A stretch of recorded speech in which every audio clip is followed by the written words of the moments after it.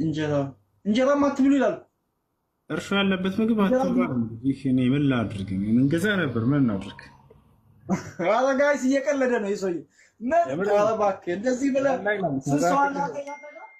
ስንት ሰው ነው ያለው? 400 ምናምን ሰው አለ። 400 ሰው ምናምን እርሾ ያለው ምግብ አትብሉ ካልካቸው አስባችኋል አይደለ? በርበሬ ምናምን ሊገዙ ይችላል። እርሾ ያለው ምግብ ግን መሸጥ አይፈቀድልህም። እንደ መጽሐፍ ቅዱስ እግዚአብሔር እርሾ ያለው ምግብ አትብሉ ይላል። እንግዲህ ምን እናድርግ? እርሾ ማለት ቂም ነው። ቂም ማለት እኮ ነው። እንጀራ ትሸጣለህ ማለት ምን አልከኝ? እንጀራ ትሸጣለህ አይደለ? አዎ እንጀራ እሸጣለሁ። እንግዲህ እርሾ አለው። እንግዲህ እንጀራችን አይደለ? ኢትዮጵያውያኖች እንጀራ እና ይሄ ብስኩትስ እንጀራ እርሾ አለው። እንግዲህ ያው እግዚአብሔር እርሾ ካለው እርሾ ያለበትን ምንም ነገር እንዳትበሉ ብሏል፣ ከልክሏል። እርሾ ማለት እኮ የሚበጠበጠው ነው። የተበጠበጠ ምናምን የሚሰራው እርሾ ማለት ነው። ከንቅላቄዎች የሚሰሩ ስሮች አሉ።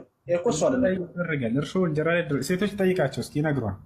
እኔ እነግራለሁ ነው። እኔም አሁን ለምሳሌ እነግራለሁ። ለምሳሌ የጤፍ እንጀራ ለመስራት የቆሎ እርሾ ታደርግበታለህ። ያው ስለዚህ አንተ የጤፍ እንጀራ ነው የምትሸጠው አይደለ? ወይስ የዋሽን ላይ በቆሎ ነው? የጤፍ ነው አይደለ? አዎ። ስለዚህ እግዚአብሔር እርሾ ያለበትን ምግብ እንዳትበሉ ብሏል። ኃጢአት ነው። ቆይ አባቴ አንዴ እስቲ ያዡና ማለት ነው። አንዴ ያዡና አንተ እስከዛሬ የት ነህ ማለት ኑሮ የት ነው የኖርከው? እኔ ዱባይ ነው የኖርከው። የምትበላው ሩዝ ነጭ ሩዝ ነው የምትበላው? እኔማ እንጀራ በላለሁ። እኔ ጋር መጽሐፍ እኔ ቁርአን ላይ እንጀራ ከበላ እርሾ ያለው ነገር አትብሉ ተብሏል ብሎ መጽሐፉ ተጽፏል። ምናምን እያልሽ እኮ ማውራት የለብሽም እንዴ። ካለምን እናድርገው? መጽሐፍ ቅዱስ እኮ ነው። አንተ ክርስቲያን ነህ አይደለም? ይቅርታ እኔ ኦርቶዶክስ ነኝ። እኔ ትክክለኛ ኦርቶዶክስ ነው። አንተ የትኛው መጽሐፍ ነው የምታነበው? የትኛው መጽሐፍ ቅዱስ ነው የምታነበው?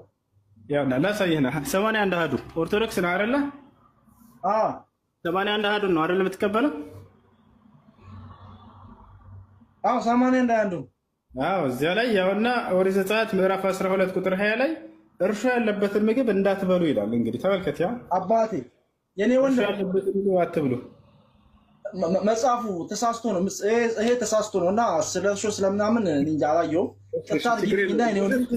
እኔ ስቀል ነው። እኛ እንበላለን፣ ችግር የለውም። እኛ በቁርአን ላይ እንደዚህ አይነት ነገር አልተባልንም። ሙስሊሞች የራቸው ግዙት፣ ክርስቲያኖች ግን እርሾ ያለበት ምግብ እንዳትበሉ ተብላቸዋል ለማለት ያክል ነው። አንተም ራሱ እንጀራ የምትበላ ከሆነ እንግዲህ ኃጢአተኛ ልትሆን ነው። ምክንያቱም እርሾ ያለበት ስራ ልስራበት። ስንት ሰው መሰለህ ከገበያ የወጣሁት? ኧረ እባክህ ምን ሆነሽ ነው ብራዘር? ቁርአን ያከራከረው ግዙት፣ ያ ጀማ ግዙት፣ እንዳትሰሙ መጽሐፉን እንዳትሰሙ ሳይሆን አሁን ስለ መጽሐፍ እኔ እኮ ከመሬት ተነስቶ እንትን አደረገኝ። ምንድነው ስሙ? ጋይስ ልክ ነው ልክ አይደለም? እኔ ልክ አይደለም። አትዋሽ፣ ልክ ነው አትዋሽ። አሁን መመላለስ ጥሩ አይደለም፣ አትመላለስ። እኔ ምንድነው የሚለው ሰውዬው? ጤነኛ አይደለም እንዴ? ጤነኛ አይደለም።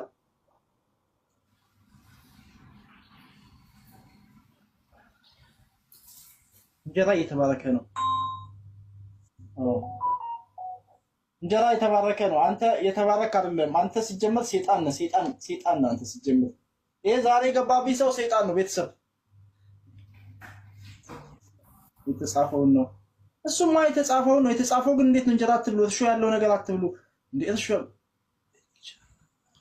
እኔ ማሸጣለሁ። እኔ ምን አገባኝ? እኔ እውነት ነው። እኔ ብቻ አይደለሁም እንጀራ ምሸጥ። ምድር ላይ ያለሁት እኔ ብቻ ነኝ እንጀራ ምሸጠው? እኔ እኮ ብቻ አይደለም። ለማንኛውም እንጀራ አለ፣ ሽሮ፣ ብስኩት አለ። ብስኩቴን ሸፈንኩት እኮ በሱ። አሁን የቆቆት እርሾ አለው እርሾ የለውም? ወይ እርሾ አለው ጋይስ። መጽሐፉ ነው እንደዛ ያለው። አንተ መጽሐፉን እንዳትሰማ ዝም ብለህ ሽጥ።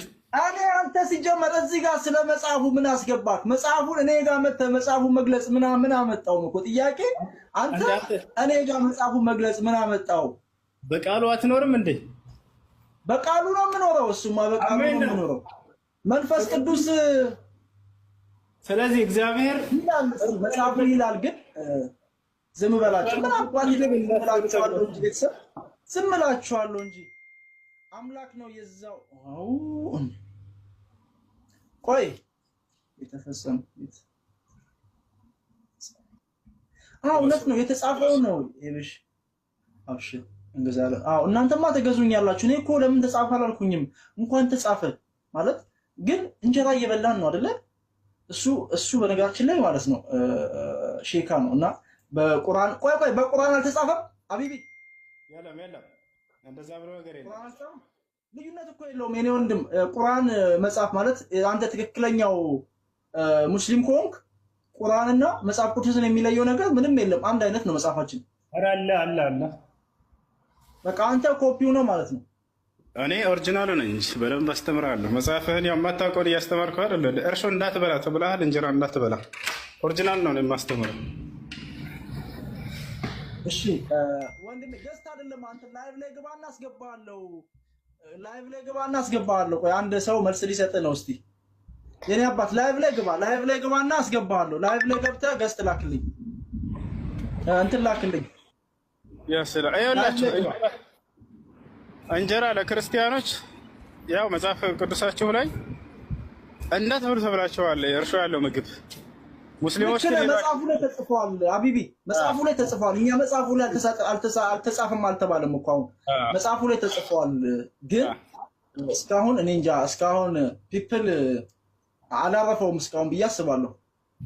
ማለት በቃ ላሽ ብሎታል። አንተም ላሽ ማለት ስላልቻልክ ነው። ገብቶሃል አይደለ? እኔ መጽሐፊ ቢሆን እኔ ለምንድን ነው ያለኝን አደርጋለሁኝ። እንዳትበላ ካለኝ አልበላው።